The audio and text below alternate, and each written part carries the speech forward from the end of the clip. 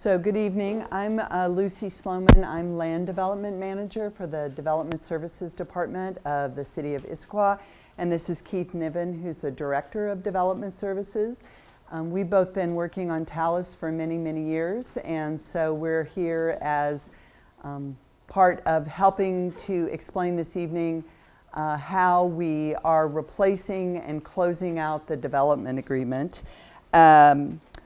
You'll notice that there are cameras in the back. We are taping this evening. What that means is I may repeat your questions or I may hand you a microphone so that we're doing a good job of capturing what comes up during the meeting. What I'm planning on doing is a little bit of an introduction, and then I'm going to go through a series of topics. After each topic, I'll take questions so that you don't have to remember them all over the course of the evening. So why are we ending the development agreement? First of all, a development agreement is a contract, and a contract usually has a lifespan. And during the time, the build-out period of the development agreement, none of the rules can be changed unless both parties agree. Once you get to the end of the build-out period, either party can instigate terminating the development agreement. It does not happen automatically. And in this case, the city has instigated a termination process. And so as part of that, we have to decide what's going to replace the development agreement. So we started the process last April. We began that with meetings with the homeowners associations in both Issaquah Highlands and Talus, and then went out to the communities. After that, we've been meeting with various commissions, council committees, and the full council. And before we adopted or concluded the process, we wanted to come back to the communities and have a conversation about what the proposal will be. So we had 3 goals. These are overarching goals. I'm sure we have lots of little goals that we came up with along the way. The first and most important one is to retain the character of each urban village. We think that they've been really successful. We think you guys think that they're really successful, and that the character is something that we want to keep. So that is something that we sort of test our choices against. Second of all, we want to create as few non-conforming situations as possible. Well, what's a non-conforming situation? If you built a house and then the rules change later and the setbacks get bigger, or you have a commercial building and you put in a dance studio and they change the rules and dance studios are no longer allowed, then those become legally non-conforming situations.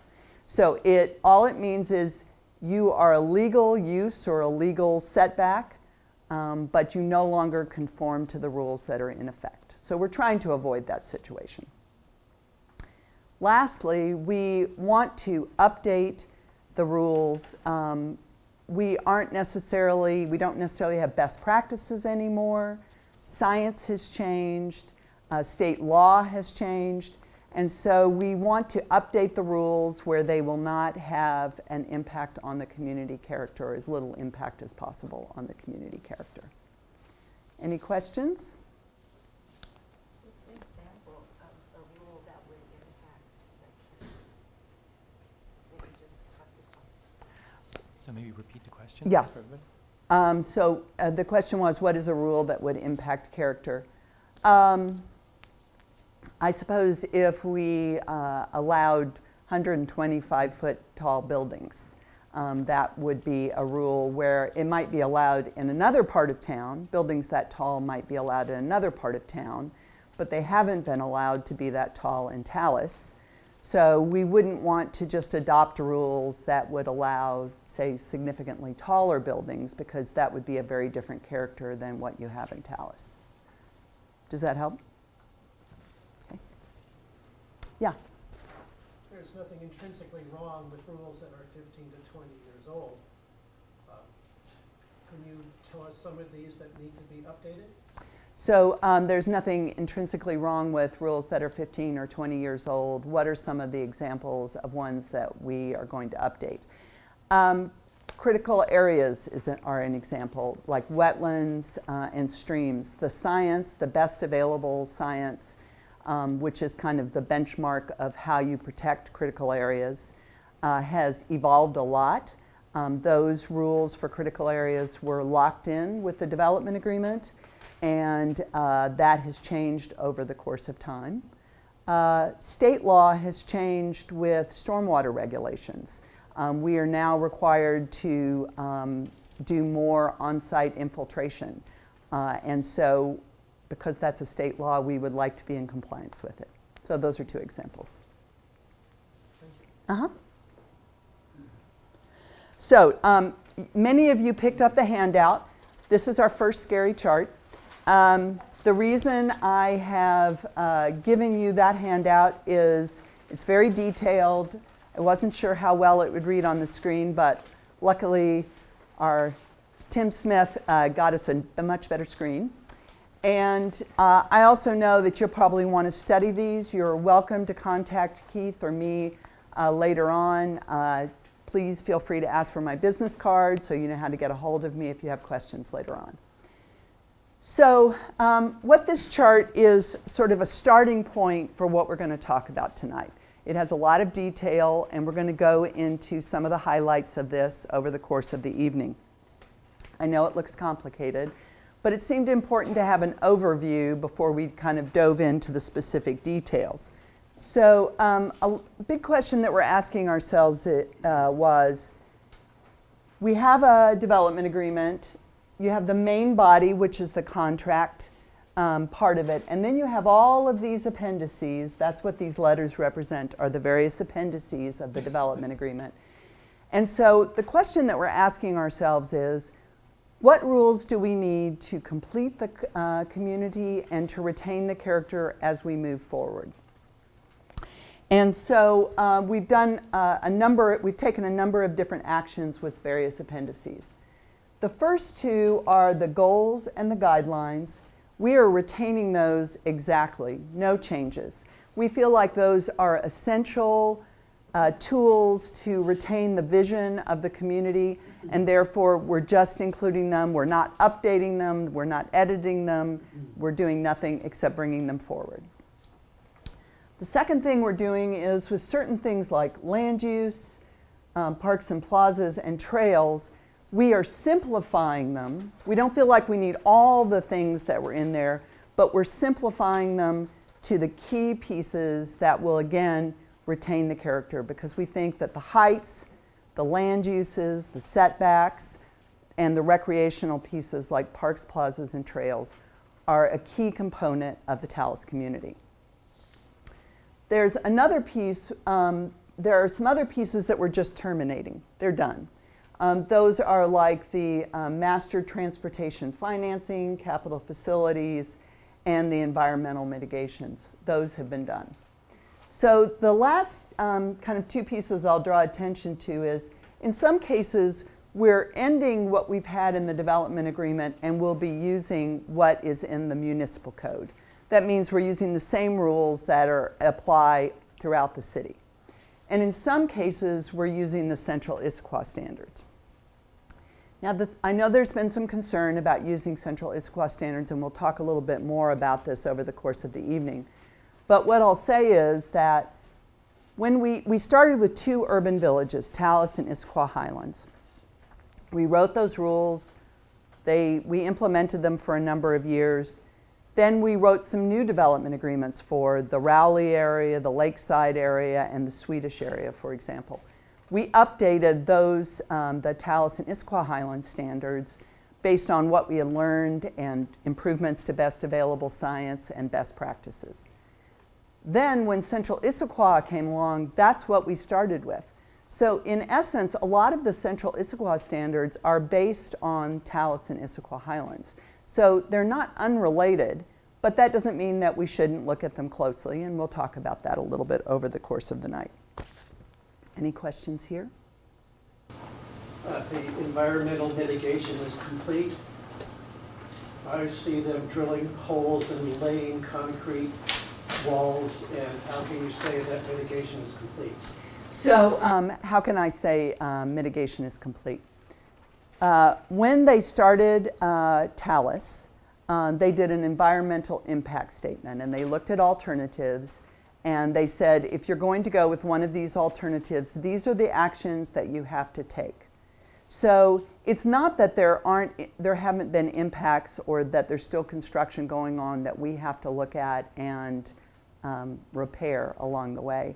These are the big mitigations that were identified as going hand in glove with developing the community. So it was, where are we putting buffers? Where are we replanting landscape? What are we doing with wildlife corridors? So those kinds of pieces have been used throughout the development of the community. Okay. So I think it's always nice to start with what does not change.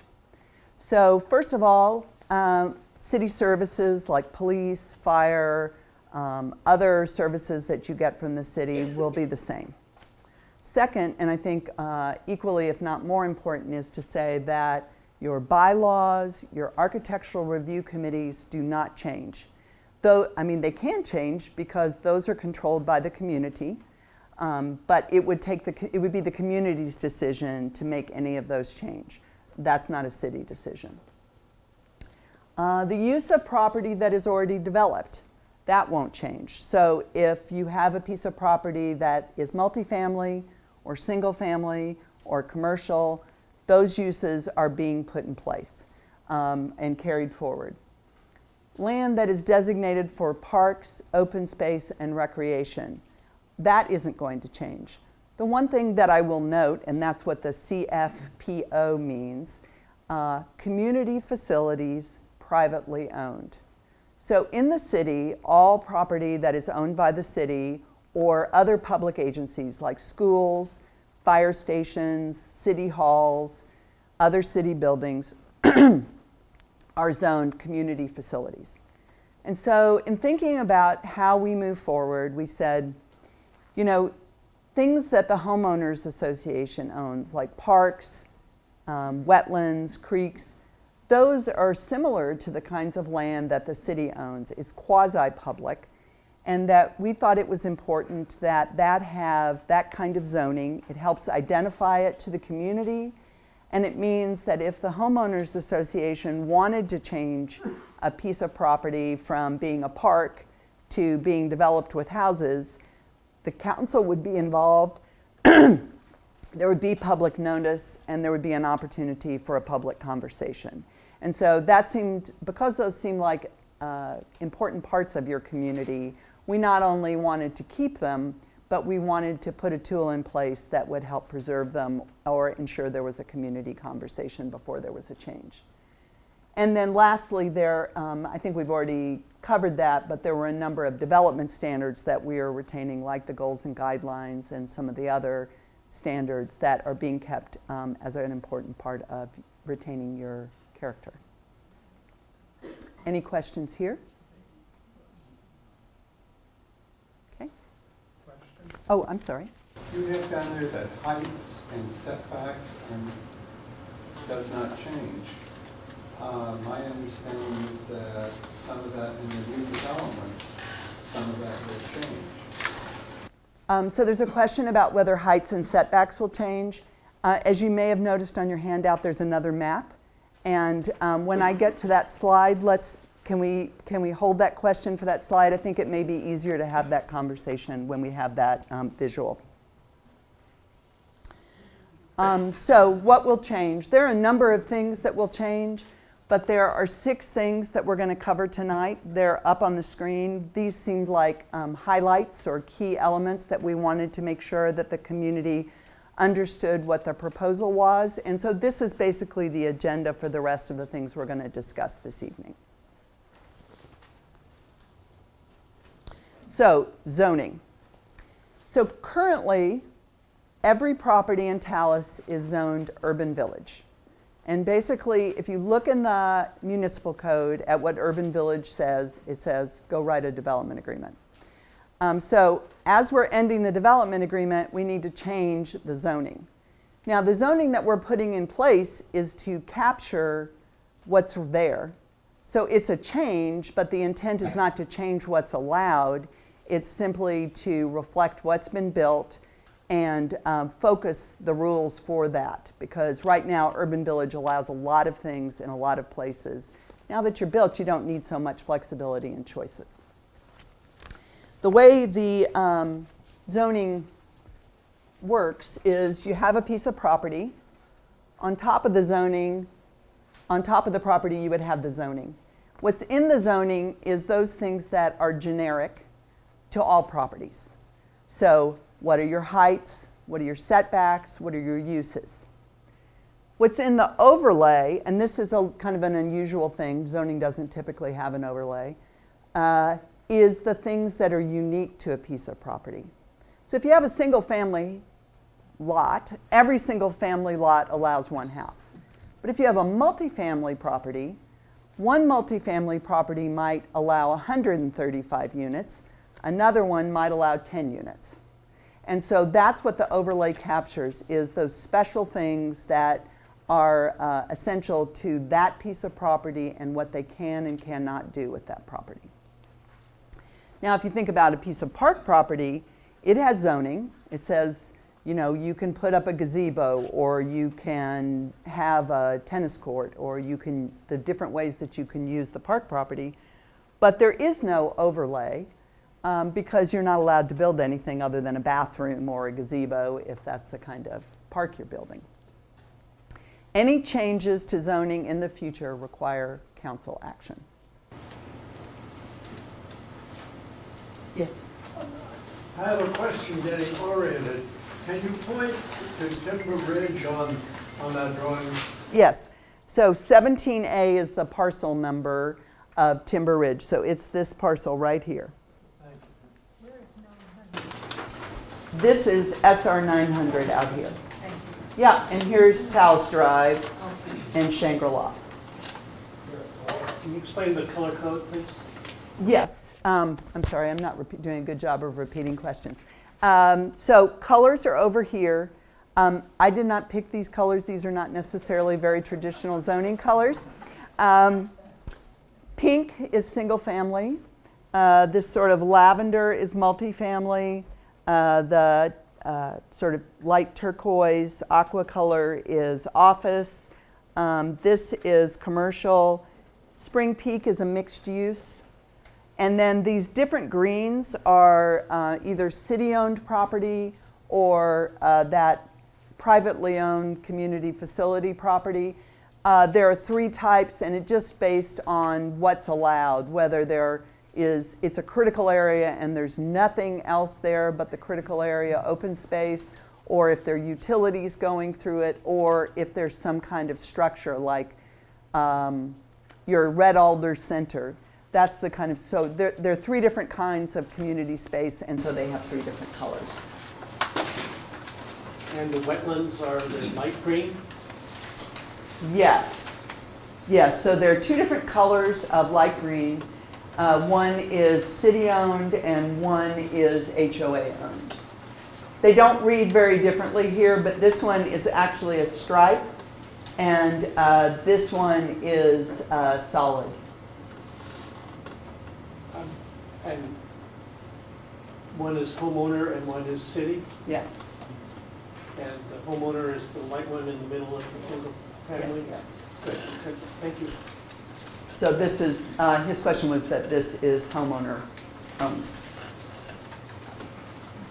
Or that's the answer to the question. Yeah. So here we are at the second map, scary map. This was a request from the Homeowners Association when we met with them last week to kind of go over our presentation and make sure we were hitting the high points. And I think this was a great request because it was a good exercise to do for us, which was on the left is the adopted, what was in the development agreement. So this diagram is in the development agreement, and this summarizes what is allowed in each of those parcels. This is what we're proposing to replace it with, and then this is the same level of detail. Because you guys don't deal in parcel numbers, understandably, we put the names of the projects in this column. And so basically the way it's laid out is we have parcel numbers, we have uses, we have density categories. Those density categories are translated into the actual numbers, the density that's allowed. On your chart, but not on this slide, dwelling units per acre is defined. So DU/AC means dwelling units per acre. That's how you measure density. And then there's a maximum height. So what we did over here is what is in the proposal. So you can see there is another density category. And to help you understand if there's a change or not is this narrow column next to it.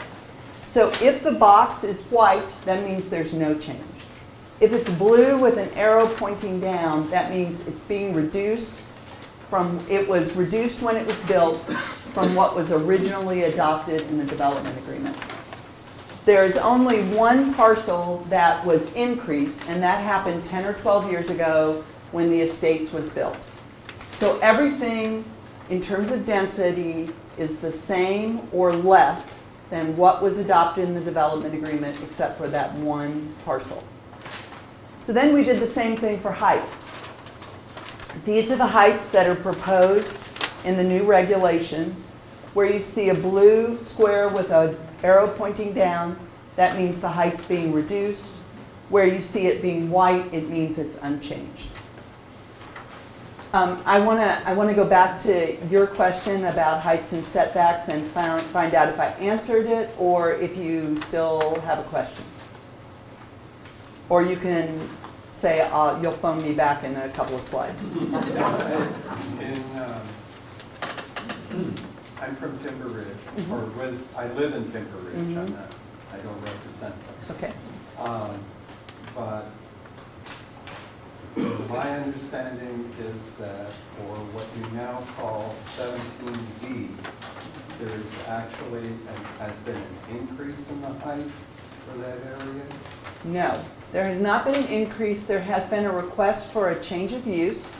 I have a slide later on to show what that request is, but there would not be a change in height, only a change in the allowed uses, if that was approved. Okay. Okay, yes, sir? I noticed on here you have a parcel called 20 and 21, and they're not shown in the table. What happened with those? Do they fall under something else? Oh, 20 and 21, good eye. Did you bring a magnifying glass?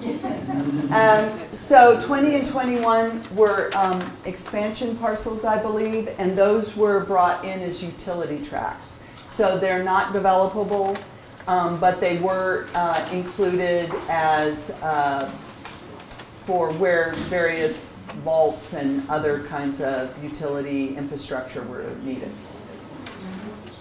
Is there a height restriction on them or anything like that? Since it's utilities, they're 3 or 4, maybe 5 feet tall. I mean, so there's not a height limit for that kind of use. So it's not a tower thing, it's something. Right. That's an interesting point, which I will try not to get into the weeds, but there are always the wireless communication facilities for cell towers. That is not in the development agreement. I think that kind of came after the development agreement. And when things were not in the development agreement, we relied on city code. So all the regulations related to cell towers are in the municipal code. They are not in the development agreement, and they are not being changed. They're the same as the rest of the city. So Lucy, maybe one thing, if you are interested in wireless communication facilities, the city is changing its regulations associated with those. That conversation will be at the Planning Commission tomorrow night. So if anybody's interested, 6:30 in the council chambers tomorrow night, Planning Commission will be hearing for the first time proposed regulations for changes to cellular antenna. And like in the presidential meetings, you know, every reporter asks 2 questions instead of You get a follow-up? Yes, I have a follow-up. When you say height and you're on a hill that slopes down, height is measured from where? The bottom of the hill, the top of the hill? Where is that height measured from? How is height measured when you're on a hill? That is a great question. Right now, the way the development agreement and most of the city measures height is if you take measurements at 10-foot increments around the base of the building and you average them, and the average has to come out to the maximum height. So you might, you know, if you're on a slope, this is going to be short and this is going to be tall, but if the average of all of those measurements meets, you know, 60 feet or whatever the maximum height is, then that's considered acceptable. Brookie, did you have a question? Just clarifying that I believe that 21 is the fountain. Yes.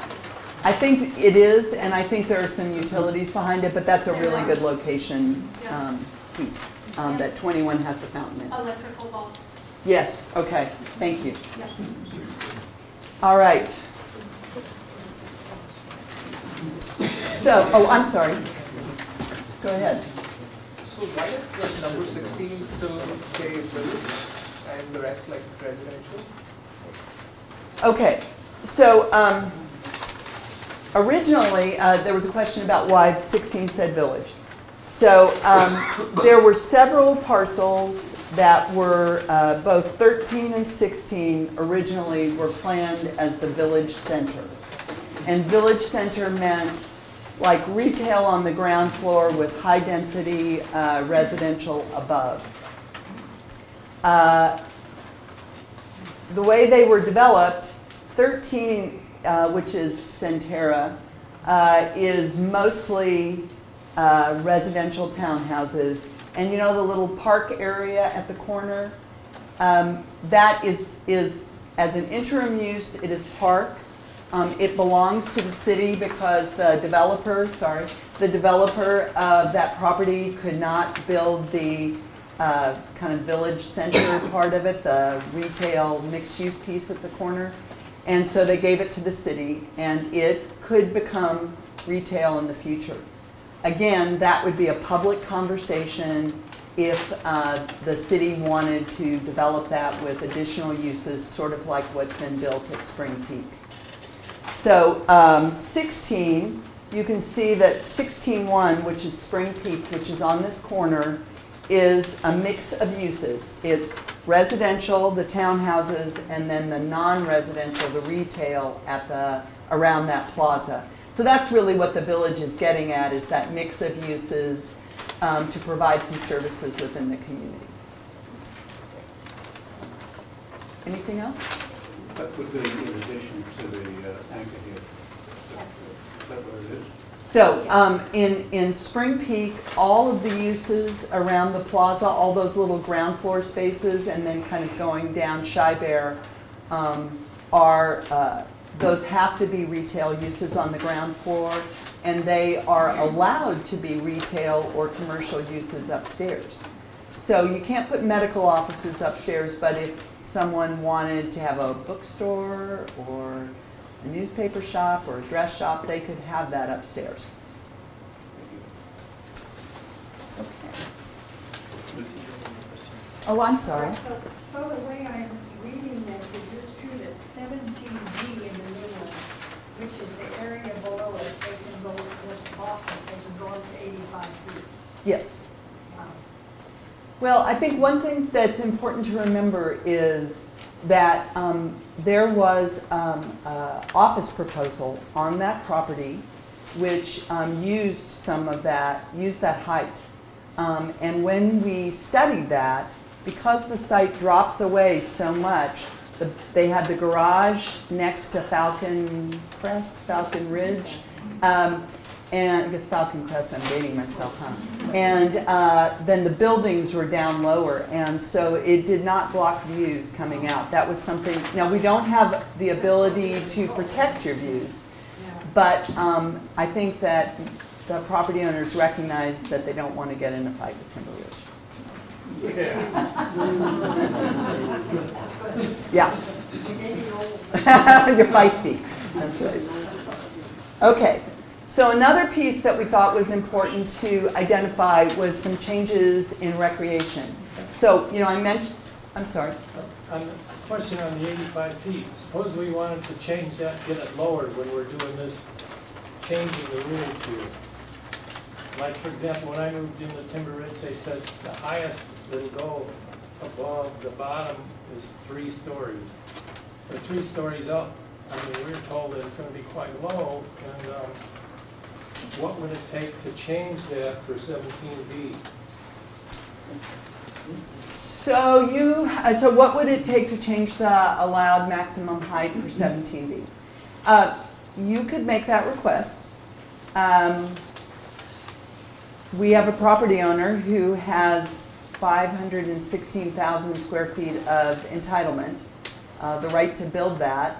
And so we would have to weigh the request against the property rights of the people who own that property. And that's why we have a council. And that's an opportunity to have that community conversation as part of that. And we will be summarizing the comments that came up tonight to make sure that the council understands what's come up. Is it 516,000 square feet? 516,000 square feet is the entitlement that. Title. Now, is that the square feet on the ground, or what is, I don't understand entitlement. Okay, it's just square feet of building. That means they have the right to build that amount of building on that site. Of floor space. Of floor space. And where did And that, it was multiple levels. and where did that come from? So, okay, that's a great question. So when they were writing the development agreement, there was a negotiation between the city, between the original property owner, and neighbors and other interested parties in the community. And typically the urban villages are mixed use. They're not just big residential subdivisions. They had retail, commercial, and residential entitlement, because the idea was being able to live, work, and play in a community. So the question was, how much do you have? And so for Talus, there was, I believe, 1,735 residences, 800,000 square feet of commercial, and 50,000 square feet of retail. Now, a portion of the commercial, that 800,000 square feet, 300,000 of it was converted to build Timber Ridge. So that was a modification to the development agreement, which was approved and allowed Timber Ridge to be built. The other 500,000 was purchased by the property owner of 17B. So the development agreement said, this is how much stuff you can build, and these are the things you're going to do for the city to get that right. And part of that was, there was 400 acres. That whole area down here, there's 400 acres that were set aside. And then a lot of the critical areas and open space up here. So in the end, I think it's, I'm doing this off the top of my head, but I believe it's about 73% of the land was preserved as open space. And so then the rest of that land we're trying to use efficiently for the uses that were allowed within the development agreement. Yes, ma'am. Could you please name the owner of that property? Sure. That the property is owned by TriMet. Are those caps or first? I think it's like, no, just capital T and then lowercase. And what have we done elsewhere in this one? They haven't done anything They in haven't. this crop. So they ended up selling a building in downtown Seattle. It was actually in the Denny Triangle. They sold a building and they used the proceeds from that sale to buy this piece of property. And unfortunately, their timing was right before the recession. And so the plans that they had kind of got stalled. And then in the 10 years since then, the market for suburban commercial space has really disappeared. So they own something that's hard to find a buyer for at this point. Yes, sir. Right now, it's still zoned for office space. Yes. So It it is has to be still zoned changed for office space. to be residential or something. Well, we'll talk about that. We've received a request, but right now, as the city has proposed it based on what they purchased from the original property owner, it's shown as commercial.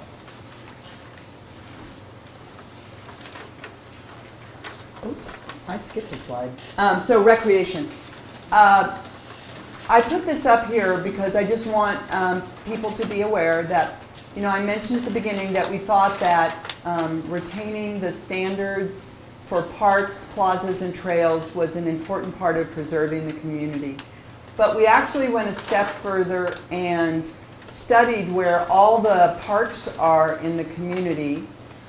We also have a master trails map.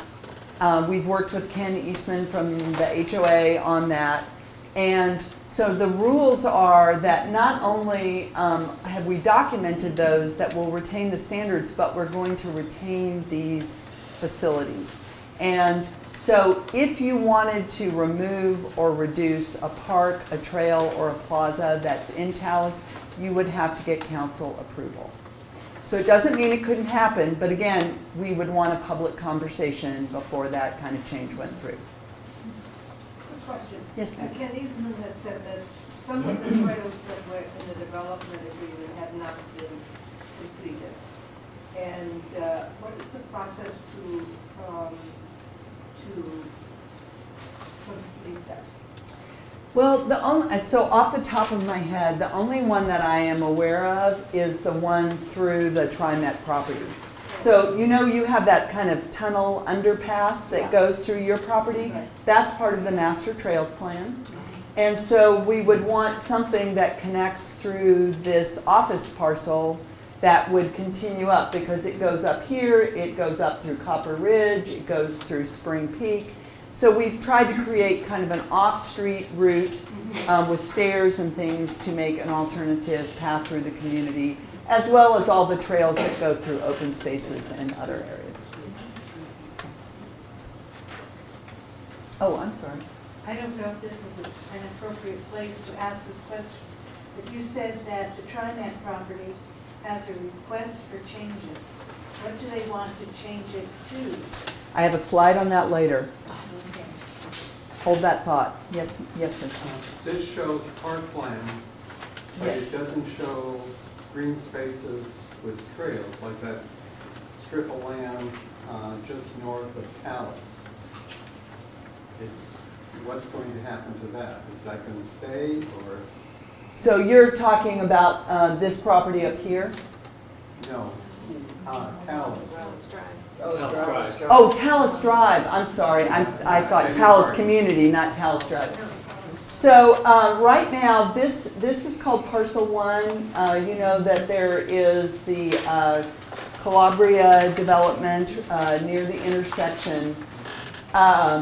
There was an attempt in the last year to try and take some of the leftover residential entitlement, put it on that parcel and develop it.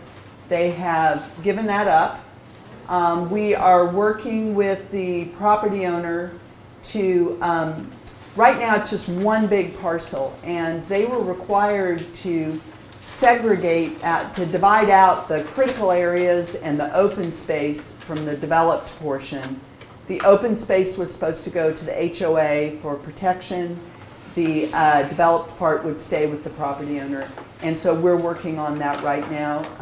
The HOA board and Ken Eastman and my staff have been working closely on that. So that will come to the HOA, and that way you can protect it and, you know, enhance the landscape along Talus Drive if that's something Ken's mentioned that you guys were interested in doing. If I understand it correctly, then that piece of property or parcel is number 1, Yes.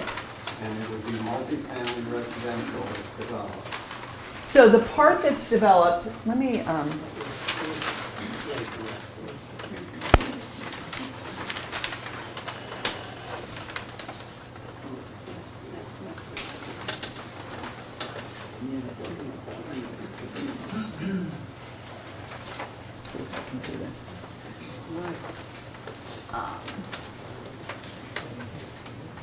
So, is that big enough? Well, Yes. well done. Okay, thank you. Technology is our friend sometimes. So you can see how big this parcel is. Okay, and one of their conditions was before they got done with everything they were supposed to do, they were supposed to either short plat or do some kind of adjustment that separated the open space from the developed portion. They didn't do that, and they got caught up in the recession as well. So when that parcel is divided up, this part will have that multifamily, medium density, or whatever the chart shows there. And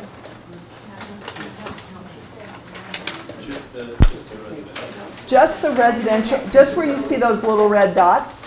So this will be multifamily, high density, which is the way it was built. The rest of this, all of this will be set aside as open space. It'll have those same kind of protections on it that we showed you on some of the other property. But because that dividing up of the land into the different uses hasn't been finalized, that's why that isn't showing up on the map.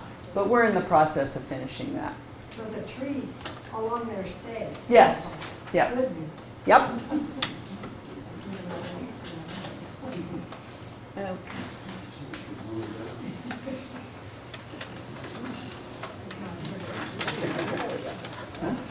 Ocean Shore. Okay. Then processing. I know most of you are not interested in how things are processed, but the reason I point this out is people are always interested in when do they get public notice and when is there an opportunity to participate in a public process. So that's the reason I'm including this. So I think we've touched on most of these, but I just want to make sure these are the things that cannot be changed without council action. So zoning cap, and land uses. Okay, I'm going to give an example because I'm speaking in tongues. Zoning is, this piece of property is for multifamily. Zoning cap is you're allowed to have 135 units on it. Uses are, it's multifamily and you can have a clubhouse. So if you wanted to go from multifamily to retail, if you wanted to go from 135 units to 145 units, if you wanted multifamily to allow a corner store, all of those would require you go to the council, there would be public notice, and the community would have an opportunity to participate in the conversation. Okay? Additionally, if you wanted to change the allowable heights, not if 60 feet is allowed and your building is 40 feet, you can go up to 60 feet if you have the rights to build more building. But if you want to build at 65 feet, but 60 feet is allowed, you would have to go to the council and say, I want to build, be allowed to build a taller building. And then we've already talked about removing or reducing parks, plazas, and trails.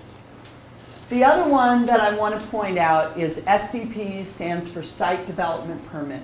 This is the most common land use permit that is needed. And so if, for instance, TriMet was to redevelop their property and they couldn't use the permit that they already have in place, it would be a site development permit. So I just want you to understand a little bit about the conversation that we've had around processing these permits. Right now in the development agreement, the only trigger for having to go to a commission and hold a public hearing is the size of the site. So if you have a site that's 3 acres or bigger, you have to go to a commission.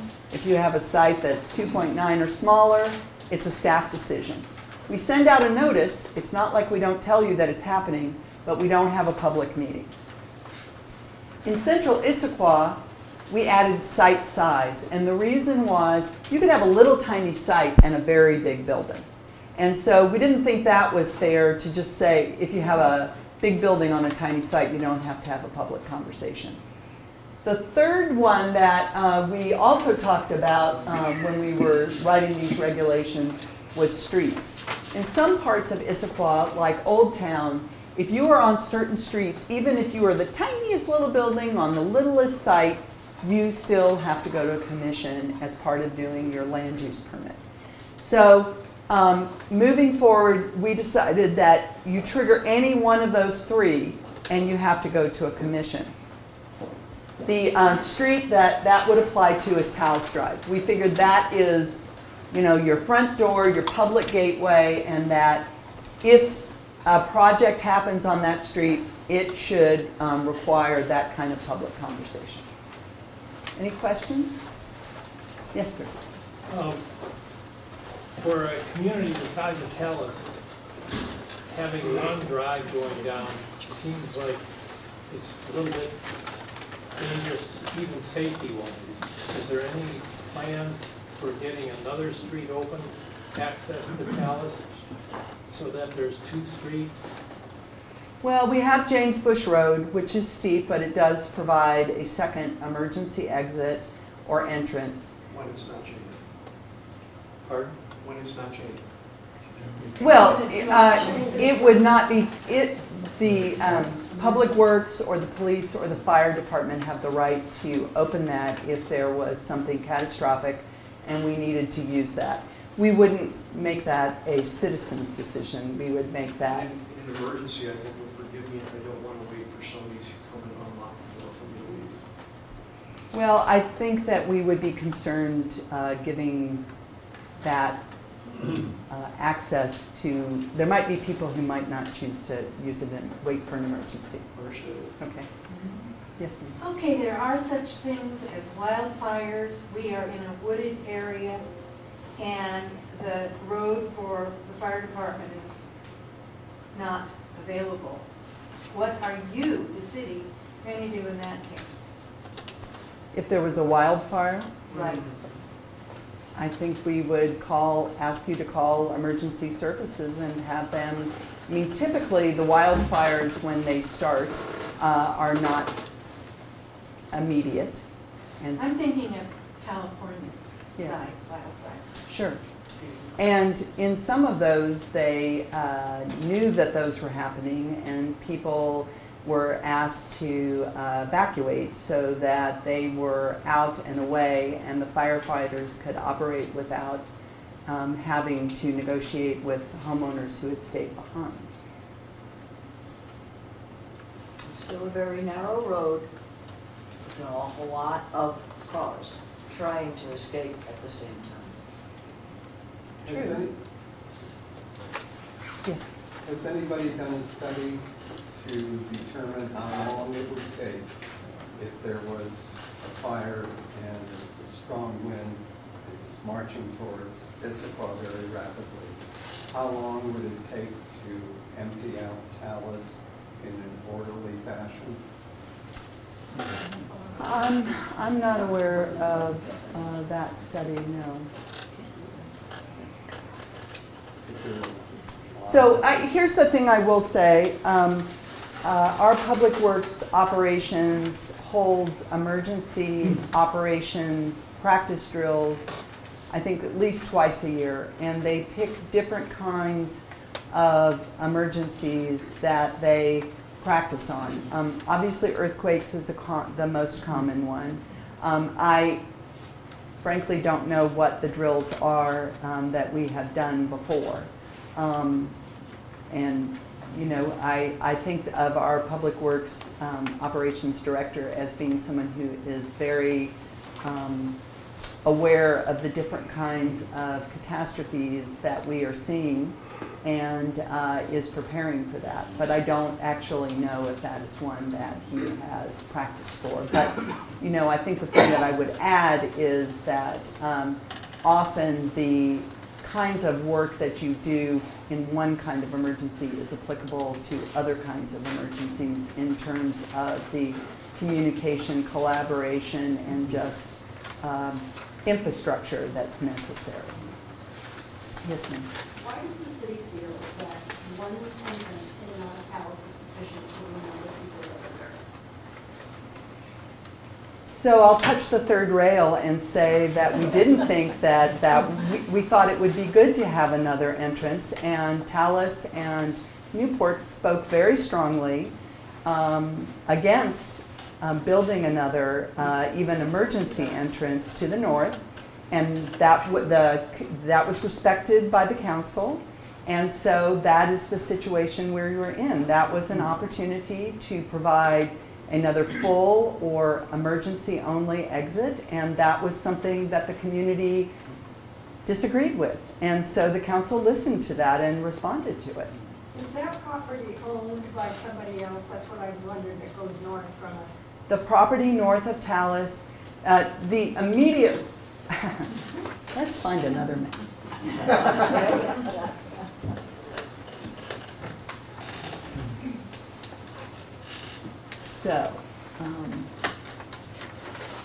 So this property right here. Not on the screen. Oh, ha!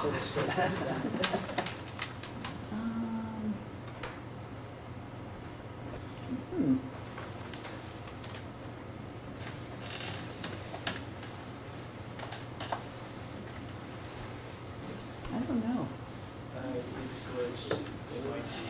Okay, so imagine, if you will, we have the north end of Talus. You have Harvey Manning Park, you have the green space, and you have the reservoir. And then north of that was the Bergsma development. The property with Harvey Manning Park and the reservoir, that is owned by the city.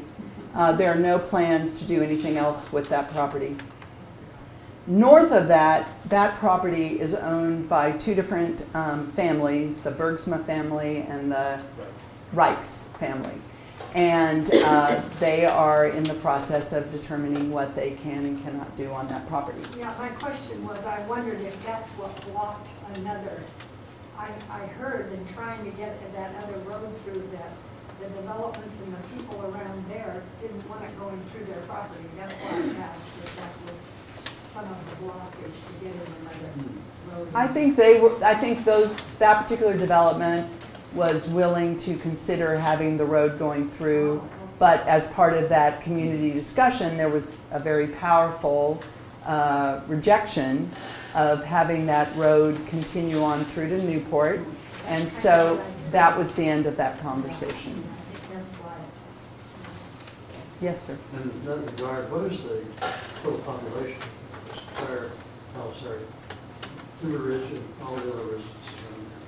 How many people are we talking about? I don't know that. 3,000. 3,500 or something like that. Okay, 3,000, 3,500. Okay, about 3,500.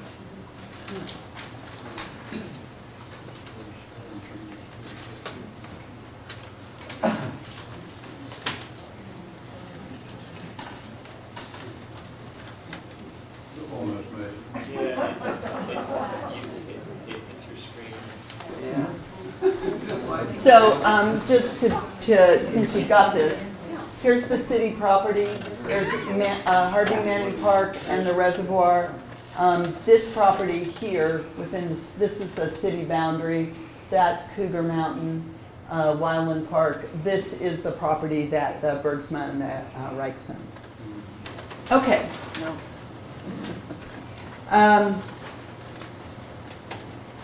As part of Central Issaquah, during working on the Central Issaquah standards, and this is actually related to Talus, I will get there, we had several moratorium work plan items, and one of them was preparing a design manual. And as part of that design manual, we had a discussion about, did we need special rules for hillsides and slope sites and site walls? And the decision was yes, we did. And after we worked through those for Central Issaquah, we decided to incorporate those into the replacement regulations for Talus and Issaquah Highlands. And so I just want to get this on your radar. I know that site walls and slope sites were a big deal in Talus, so I think these will be of interest to you. So these are some of the highlights. So when you have a site that is 15% or steeper, the foundations, roof lines, and site cuts have to step up the hill. They can't be big cuts. Retaining walls are limited to 10 feet in height or 4 feet in height. 4 feet is where it's near pedestrians. 10 feet is away from pedestrians. If the walls have to be taller than 10 or 4 feet, they have to be terraced.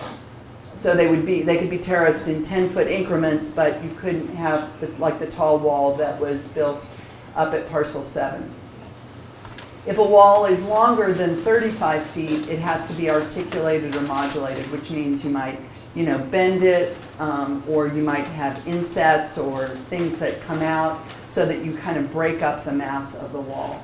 And you are limited to on-site grade changes of 15 feet, so you can only change it up or down 15 feet. Any questions? Yes, sir. So I'm along that outer side of Woodward Street Drive. Okay. So back into my property, I haven't measured it, but that certainly seems to me like that's in excess of 20 feet drop behind my retaining wall. Yeah. So probably. eventually that wall is going to deteriorate and need to be replaced. It sounds like what you're describing would be that when that comes time to be replaced, it would need some substantial rework to adhere to these guidelines. Can you help me see what's going to come down the road when that happens? Does that mean that my property is going to wind up shrinking because we're going to have to articulate, and I'm going to use part of the back of my yard because my backyard is not deep to begin with? That's a great question. I would guess that no, you would not. It would not come out of your property if it was if the repair could not. I mean, most of these walls have a 50 or 100-year life and are likely going to last longer than that. But at some point, they might need to be repaired. The assumption, I shouldn't say assumption, the current engineering thinking is that you would not take that wall down and rebuild it. You would build another wall in front of that that would then reinforce the existing wall. So in this case, I would think that that would be, you would have the terraces and they would go out from the property line, not into the property line. When I bought my property, I wasn't familiar with some of these zones on the map, but the parcel that used to be 19 and is now listed as EP is listed as a single-family development. But at some point in time, that's going to be somebody else's property. And so you're not necessarily going to have the flexibility to continue to move that forward. So I'm still sort of concerned about that forward move. And it seems like it's going to come down the road. Well, I think that then we would have to look at is there an extraordinary circumstance in which you would need to build that wall in front of the wall without doing the terraces, because that is a pre-existing condition. So the wall's actually, so the way that wall's built is there's actually structural members that go back underneath. That CMU block is just a base, right? And so when it deteriorates, replacing that CMU block will just be a maintenance activity, which wouldn't require any changes to. That's actually what I'm asking. Yeah. It sounds like there wouldn't be any structural or physical changes in this. Yes, sir. You happen to know what the slope is on 17B? The site slope? I'm sure it's more than 15%. So in that case, they will have to build in steps. Yes. Right. Yes, ma'am. On 9B, which I think is where the slide is that they're trying to fix, can you give us any update on that? I'm going to phone a friend. So right now the property owner is in the process of trying to stabilize that property. What that consists of is 4 sets of walls stepping up that property from kind of the east to the west. So they finished their first, what we're calling a wall, even though the first really wasn't a wall. It was, they drove in a bunch of steel plates and then guide them back into the bedrock. And so what that did was it caused tension to stabilize that site. We'll call that the 4th wall. The second wall is the same thing, which is why they kept the crane out there, is they want to use that to now get into the middle of the property and do that same kind of metal plate guying back into the bedrock in the middle of the property. The odd numbered walls, 1 and 3, they are actually buried walls. One of them goes Right next to the top one is just downhill from the road that goes up to that upper subdivision plat. And then the other one's in the middle of the property. So it's, I mean, it's gonna take them probably all of 2018 to finish that wall system. Once they finish that wall system, our expectation is they're gonna come and ask us to develop the property. And so that's, you know, that's a hard conversation that we're gonna have to have with them after they get this stabilization effort done. So it's kind of a longer conversation, and I don't know where it's going to land because there's a lot of variables, and at the end of the day, it's not my decision. I have 2 geotech firms working for the city that are going to ultimately tell us whether they think it's safe for development or not, and that's a conversation we're a long ways away from having. I noticed them with big, what I thought were concrete blocks that they're putting in there. Is that concrete or is that something else? So they had the concrete blocks, so the question was, are there concrete blocks being used?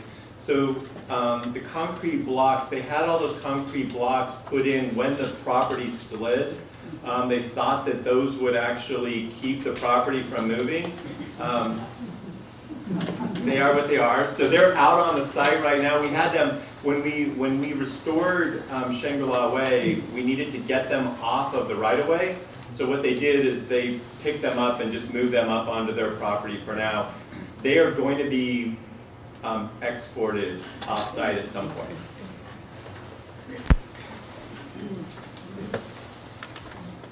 Yes, sir.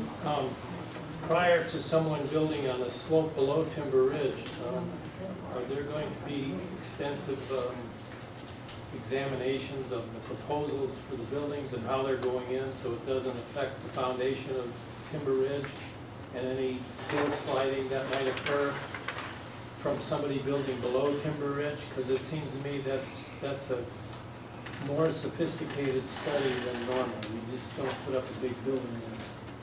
So when we do land use permits and construction permits, we require geotechnical studies.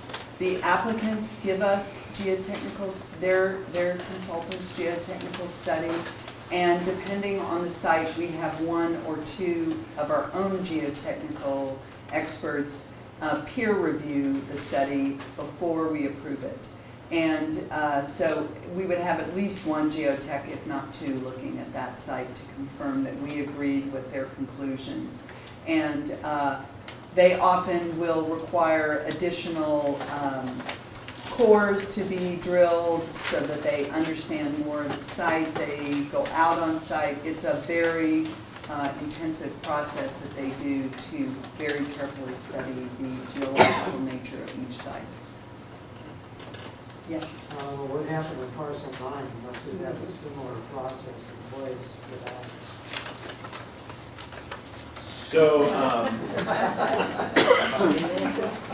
not a geotechnical engineer. So what I would tell you is, yes, the applicant provided a geotech study to the city. The city had a geotech engineer review that, and they were given permits to build. Since 9 slid, I would be more concrete in my description of the city process now. We actually have double peer review on all our properties. So the city made a decision that the safeguards we had in place, which are more stringent than most communities, we needed to raise the bar.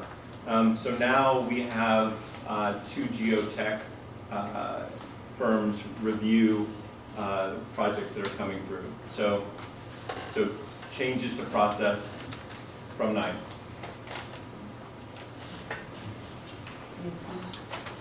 The thing I wonder about all these tests and so forth, when trees are cut down, it takes a while for those roots to shrink. I mean, at first, it isn't, they still hold, and if they're going to be doing these studies right afterwards, I know there was this terrible slide up at Lake Whatcom, Bellingham, it came about 5 years after that had been,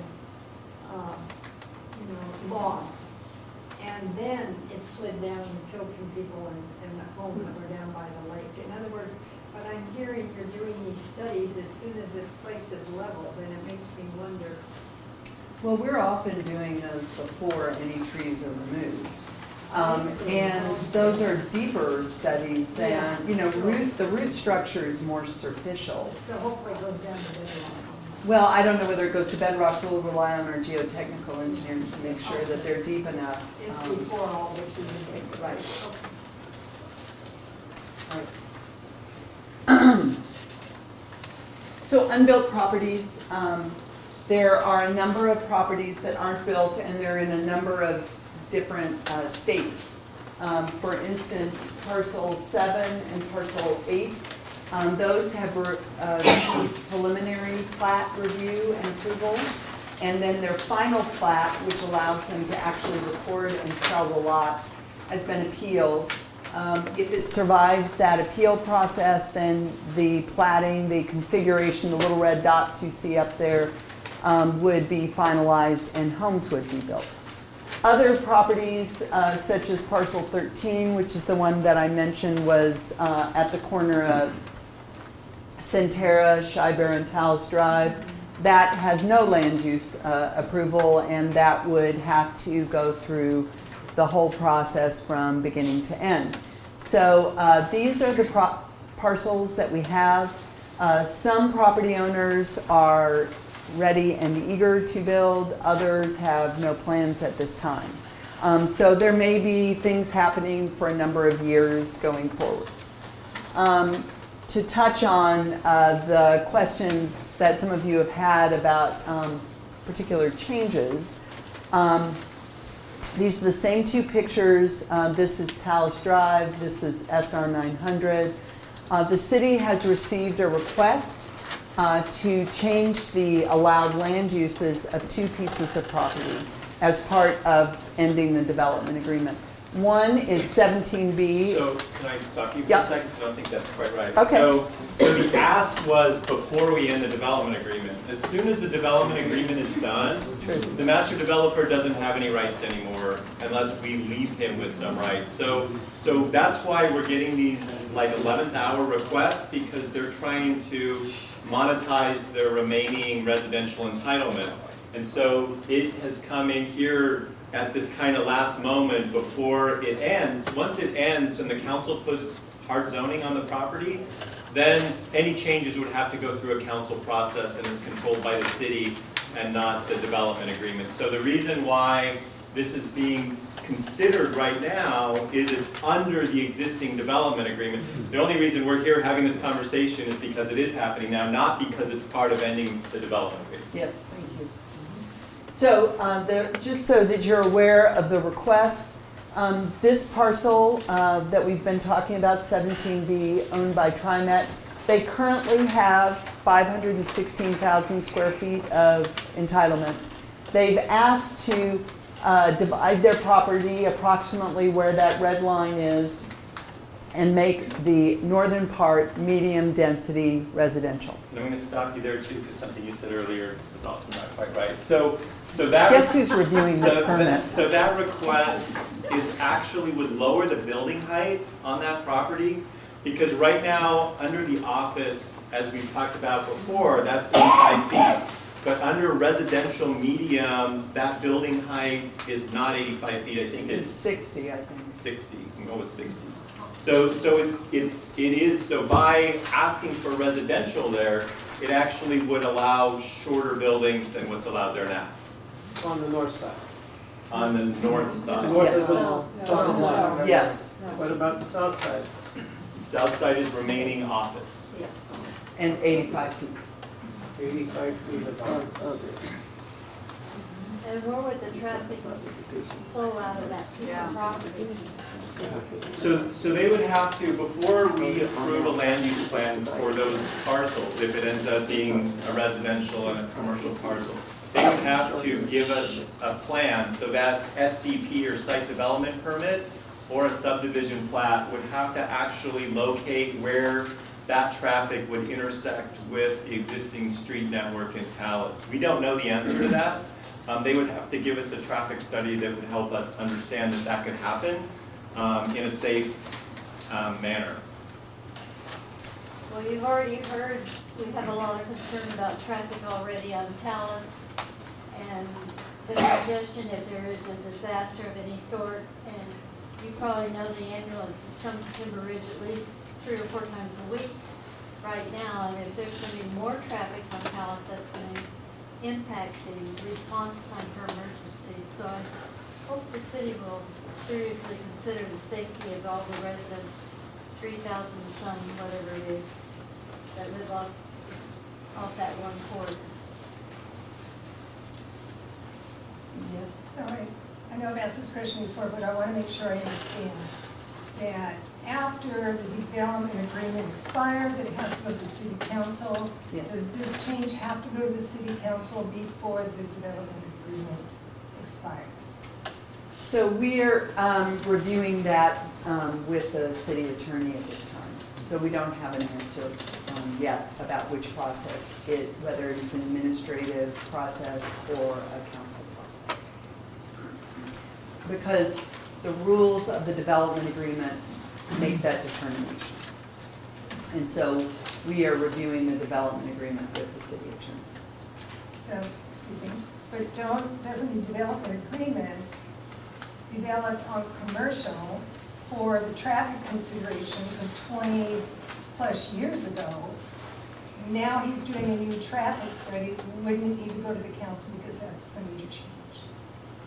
So these are the kinds of things that we're talking about with the city attorney. we don't have a conclusive answer yet. Do I understand correctly, though, that they can't come out directly onto SR 900? Is that for sure? So if this property wanted direct access, they don't own that. I think the homeowners association owns that track down at the bottom. But let's assume that somebody gave them the right to go ahead and make an access point down there, because SR 900 is a WashDOT state facility, it would need to pass the city's test for safety, but also WashDOT would have to approve it. My guess is it's too close to the existing traffic signal. And the other piece is, what you can't see on the slide is there's a big bend if you keep going south from here, and there's line of sight problems with the speeds on the existing SR 900 for a driveway in that location. So it's probably unlikely. So the other piece of property that came in as part of that request is what's called Tract C.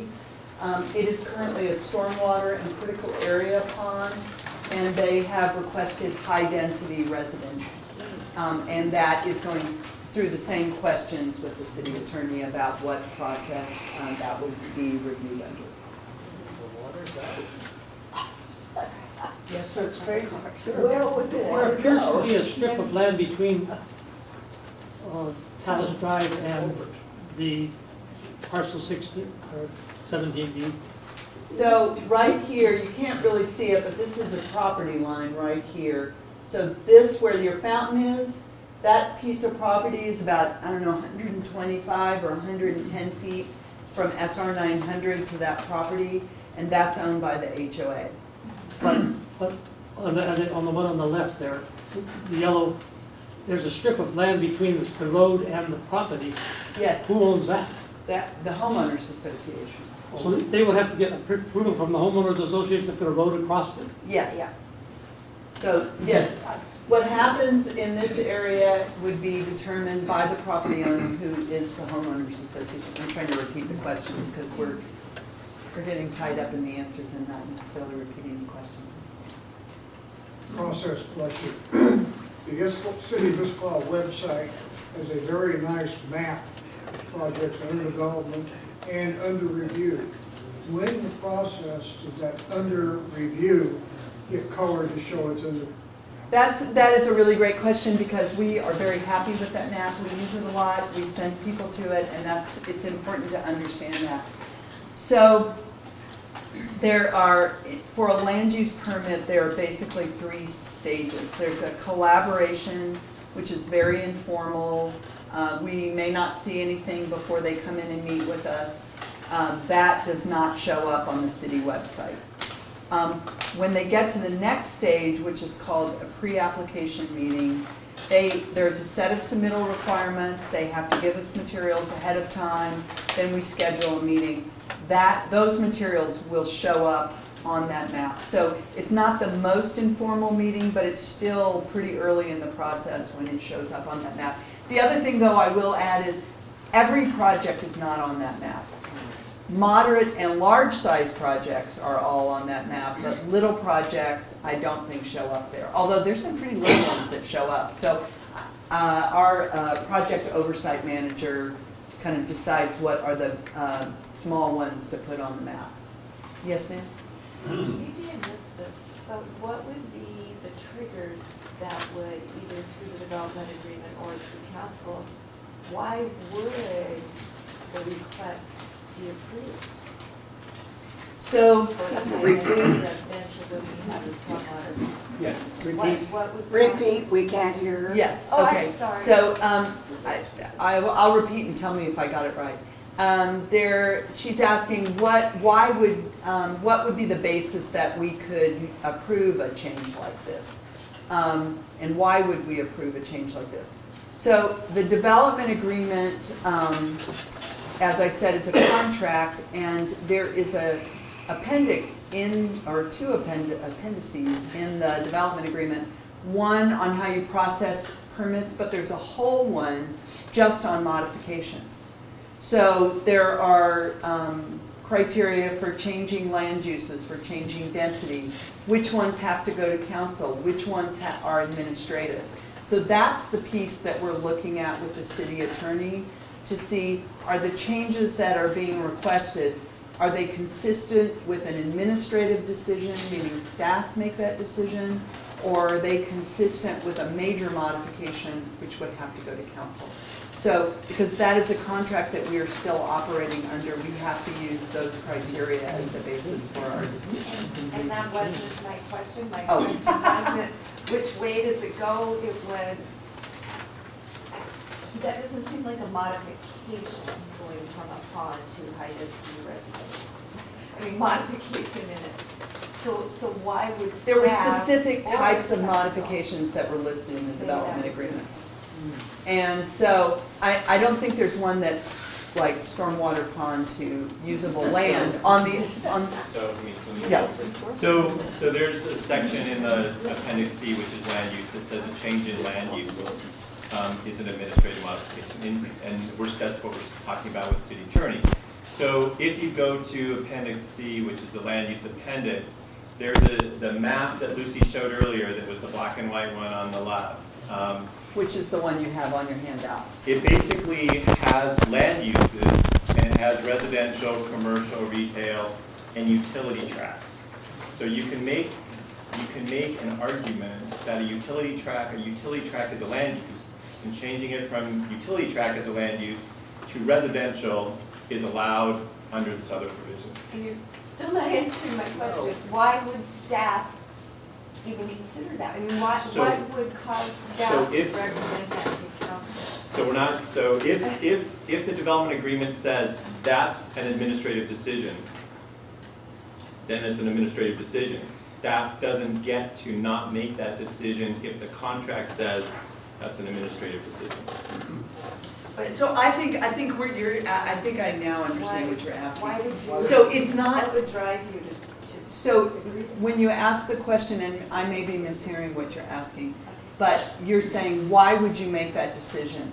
And I think that the answer is that if the agreement says the owner of the property can request to change a land use from X to Y if they meet certain criteria, we can't say, I don't like that choice, so I'm not going to approve it, because then we're in violation of the contract. So we have to look at the criteria. And that was my question. Okay. What would the criteria possibly be? And he's been reading them more recently than I.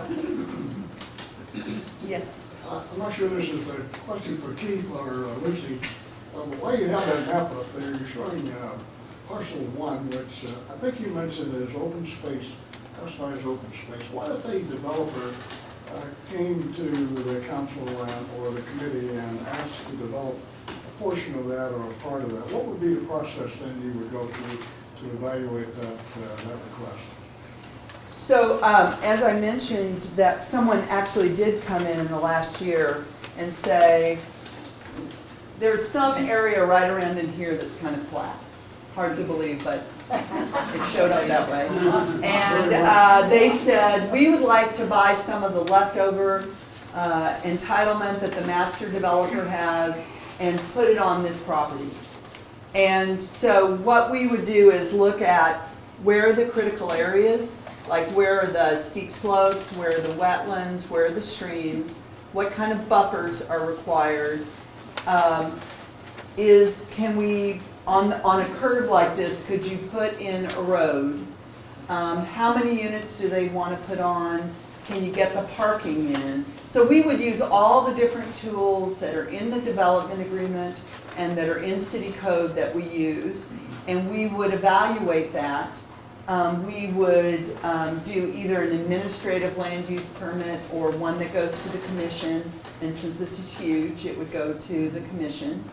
But they, although they had a very, very preliminary sketch they gave us, they recognized that that was just not possible on that site, and so that just died. So it's no longer an active... No, it didn't even get to a collaboration meeting. Yes, sir. What does medium density mean? So if you look on... There's another thing in parentheses down there too that says 13-22, what does that mean? Okay, I forgot that I put that up there. So if you look on your sheet, each of the density categories has a range. So this is the allowed range for medium density. That's 13 to 22 dwelling units per acre. So you can look at other parcels that are developed at medium density and get a sense of what that means. And then this is the density range for high density, which is what they've requested. Yes, Connie? So is the 100-foot forested buffer that was required as a part of the development agreement going to continue on as the development agreement ends?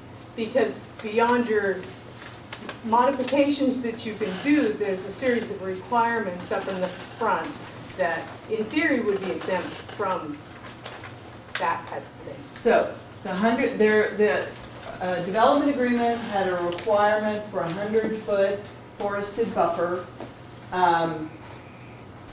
That has been carried forward into the replacement regulations, and so that's a good point that not only would we have to evaluate where the critical areas were on this property, we would have to retain the 100-foot buffer, and they would have to figure out how to handle the stormwater, both for their project as well as the properties that feed, that are currently using this for stormwater ponds.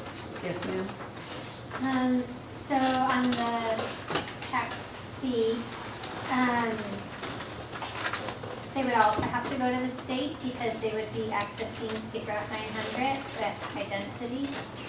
I would think so. There is a driveway right now that crosses this. There's an easement that crosses and serves that parcel that's 19 or something on your chart.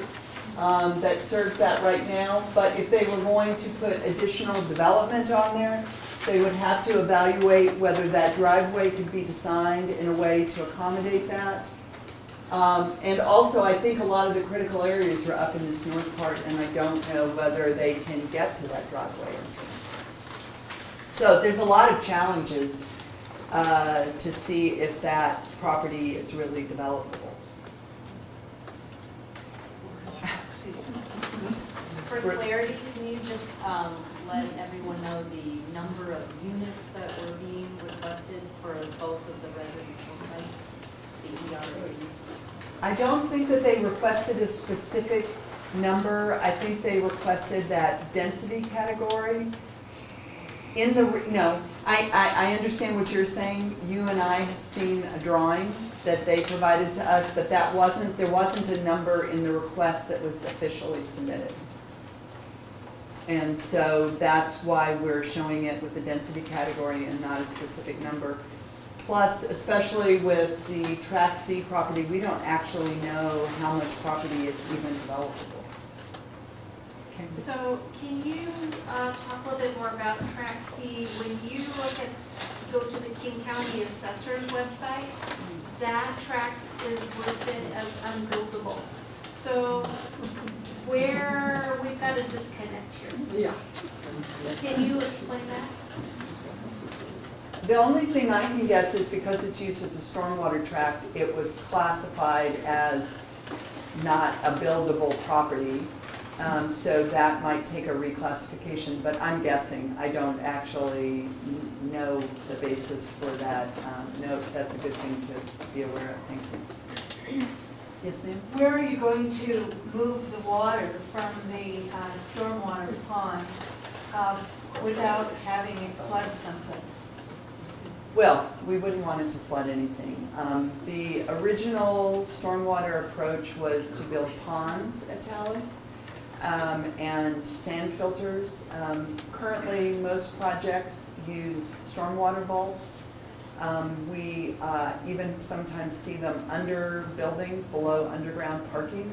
So that might be what they're thinking they would want to do, but we have seen no kind of proposal, and we would have to verify that it met all the code requirements before we would allow it. So just because they are hopeful that they can do this doesn't mean that it is actually possible. For instance, Issaquah has a very high groundwater table. I don't know if that's true in that part of Talus. Yes, sir. One parcel that's not been discussed is parcel 14. Okay. And looks like there's a change from medium density to high density.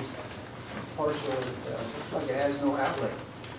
So actually, that parcel, which is shown on here in the orange, that was changed from medium to high density 10 or 12 years ago when it was originally developed. So we are not proposing to make it any higher than it already is. That was a change that was requested when they originally developed it. And so all this recognizes is that that change happened at that time. Yes, sir. The 100-foot forested boundary, Yes. does that extend all the way around Talus? No, that's along SR 900. That's only. There is also a 50-foot buffer from Cougar wildlands, so along this sort of, along this edge. And those are, I'm not going to pull up the aerial photo again, but there is, when you look at the bridges and then the proposal for parcel 7 and 8, they have that 50-foot buffer setback. And what about on the south side of Talus along West Tibbetts Creek? So they dedicated 400 acres down here. And so there was not a buffer required. They just dedicated all of that land to be preserved. And what about that great big square block that's not shown at all? Right. So that is commonly called the Henderson property. It is no longer owned by the Hendersons, but I don't remember the name of the current owner. So the property directly south of Timber Ridge is critical area? No. I didn't say that. No, I don't. So this property, a portion, you can kind of see this faint yellow line. This piece was subdivided and a single-family home was built on that, and it accesses into the estates. The rest of this does have some critical areas on it, steep slopes, obviously creeks, you can see those on here. There have been some, the owner or various owners have explored developing that. There are some real challenges with developing that property. It is because of the curve in the road that Keith mentioned, It's very unlikely that they would be able to access SR 900. And so I know that some of you are aware that they have explored whether they could get access to either the road that goes around Timber Ridge or to 17B, TriMet. But those are individual property owner decisions about whether they would, that property owner would be willing to allow for that connection. You're saying that Timber Ridge has the right to reject the construction of a road extending off of Falcon Way? Only because there is a strip of land between Falcon Way and your south property line.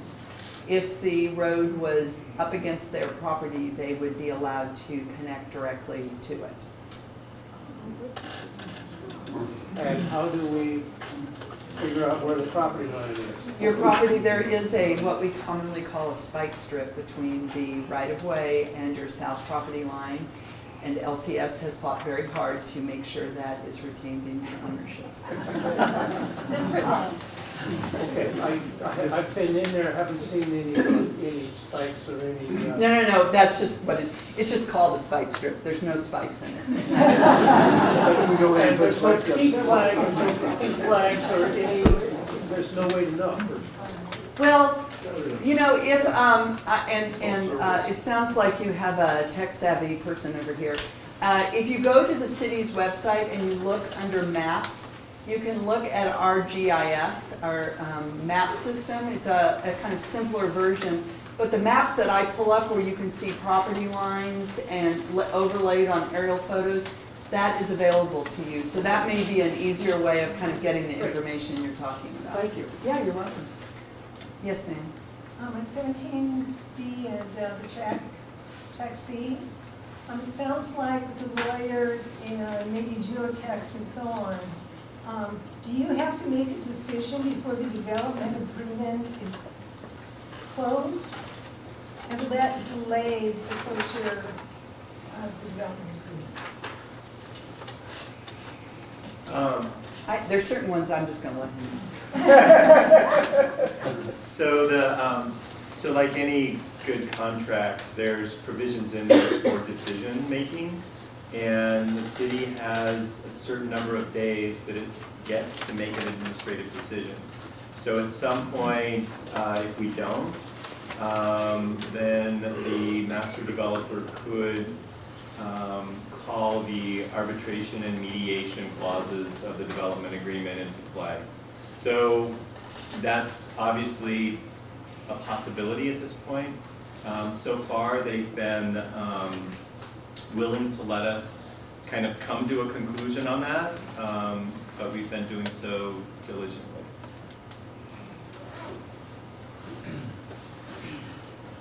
Do you have an expected or a target date for conclusion of the development agreement and at this point the new requirements come into effect?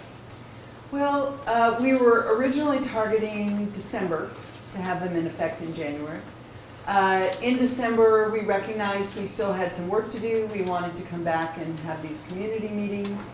Right now, the schedule that we've laid out would have adoption in March or April.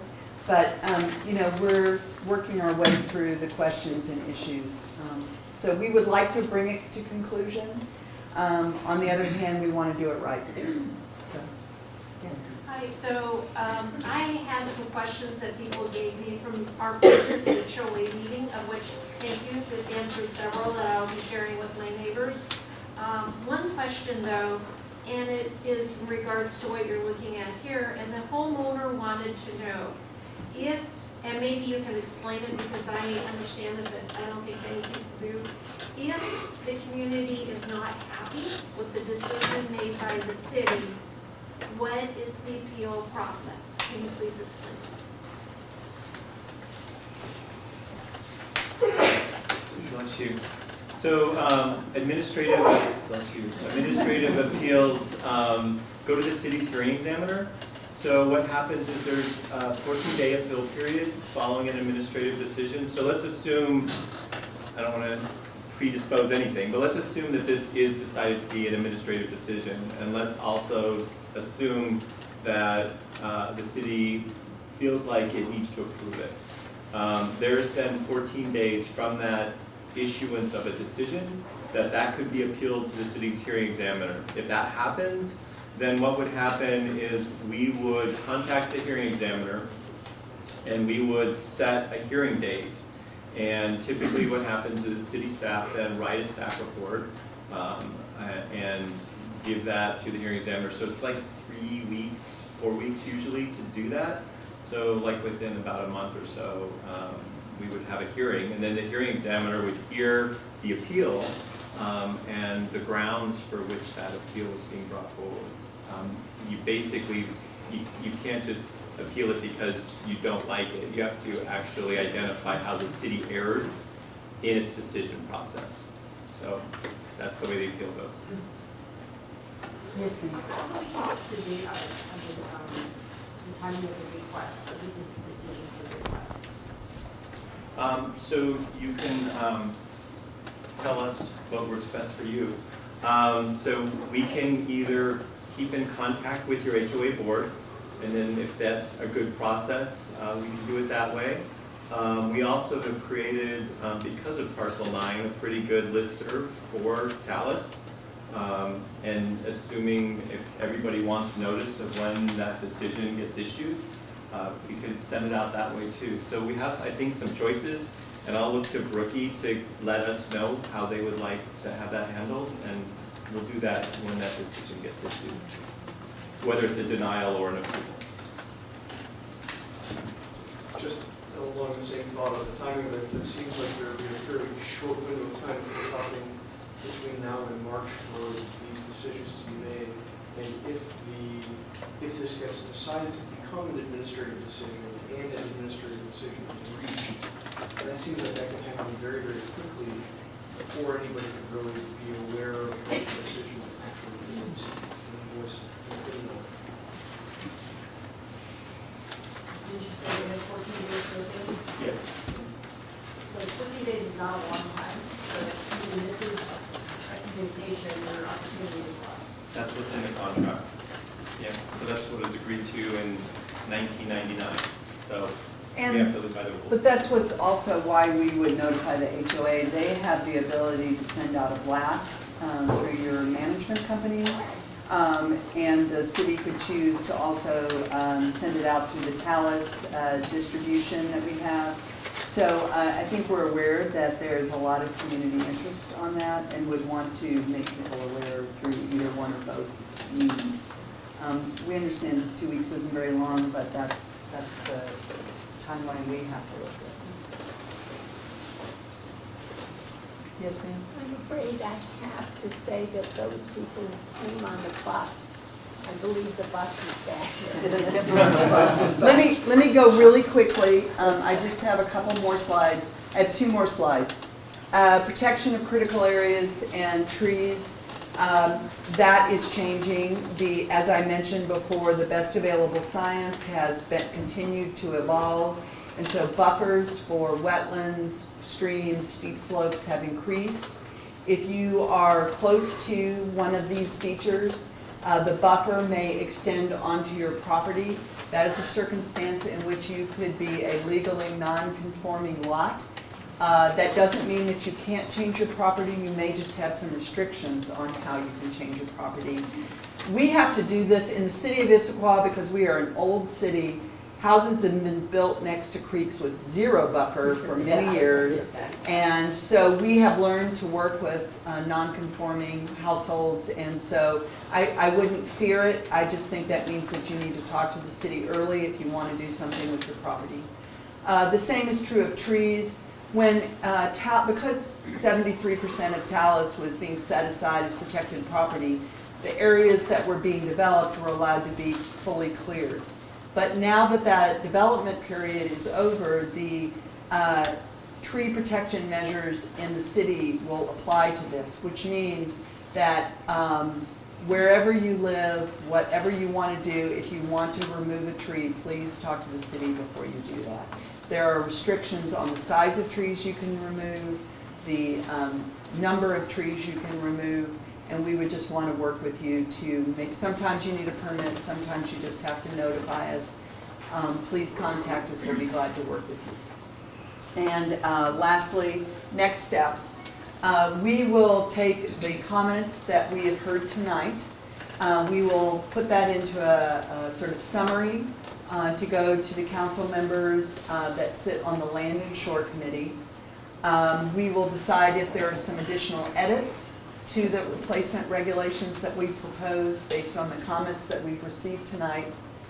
We will meet one or more times with the Land and Shore Committee until they're satisfied to recommend it back to the full council, at which time they may have more questions, but at some point it will get adopted. So who's the referendum on the choice? Oh, Land and Shore is February 8th. So that is 2 weeks from Thursday night. And this will be one of the topics on the meeting. You're welcome to attend that meeting, or those meetings are all videotaped, and you can either watch them live while they're happening and drive down and comment, or watch it later at your leisure. Yes, ma'am.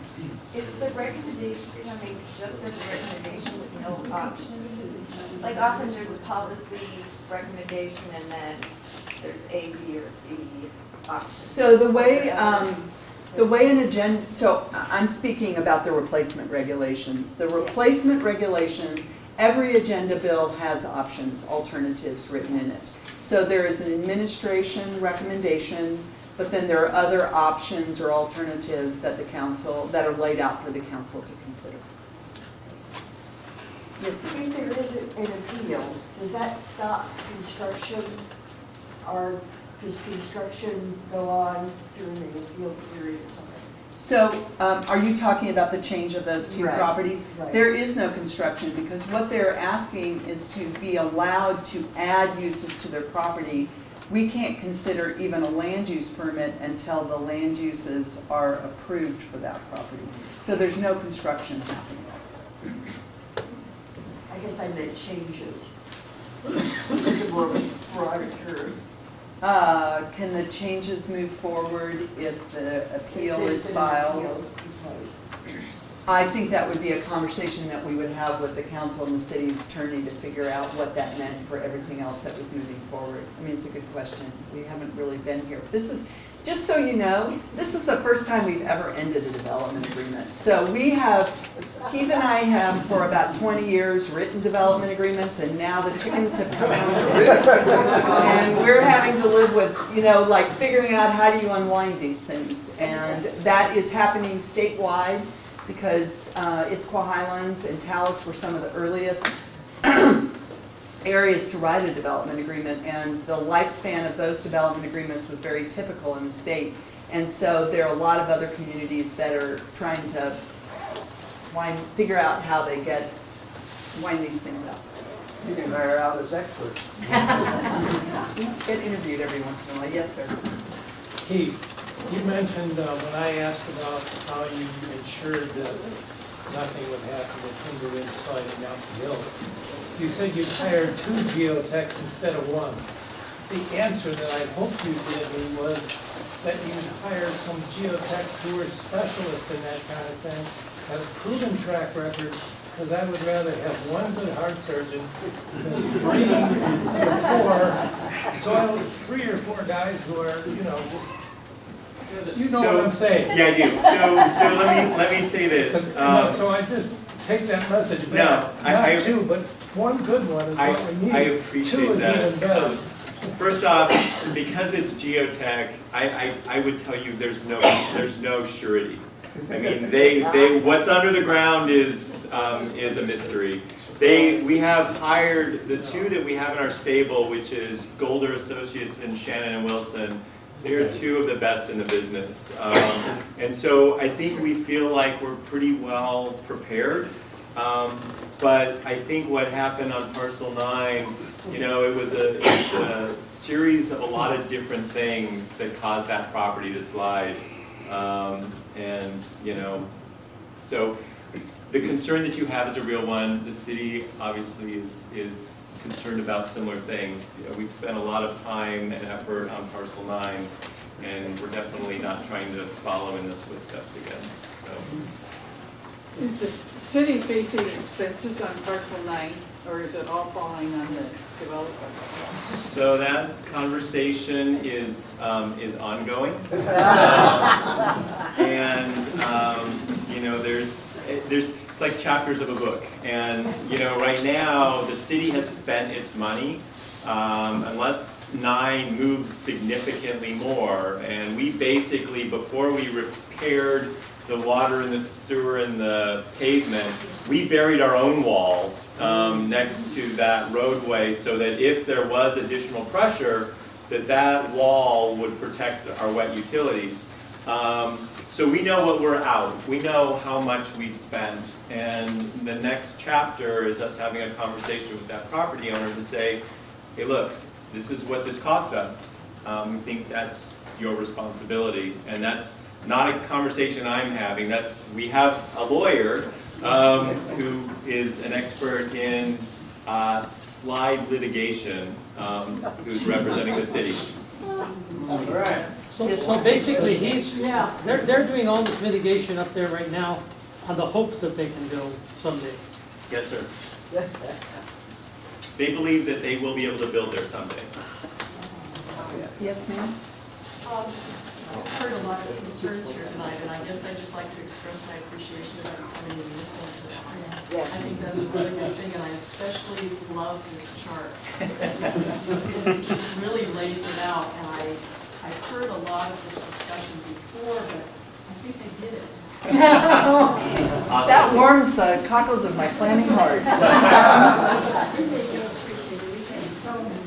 Well, and yes, and that is a big thing. We really wanted to reconnect with the community and make sure that we all shared the same information and hopefully we'll reach the same conclusions.